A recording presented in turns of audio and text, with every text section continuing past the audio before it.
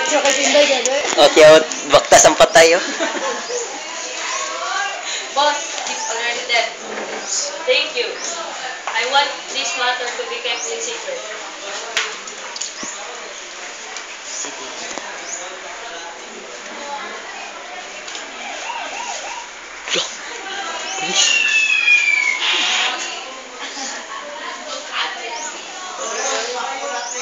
Hello, Mrs. Sutar?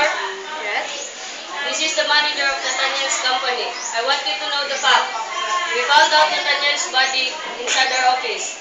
If you want to see him, please go to the nearest funeral home. No, you're lying. No, that's not true. Sorry, but this is the fact, ma'am. Goodbye. No! Ma'am, who's that? By the way, where's Dad? I miss him so much. Mom. Uy, sayang mo, uy. Maybe your father's died. No, you're kidding, Mom. That's not true. Maybe that's the fact. Fuck. No, Mom. That's not true. Maybe. No! No! No!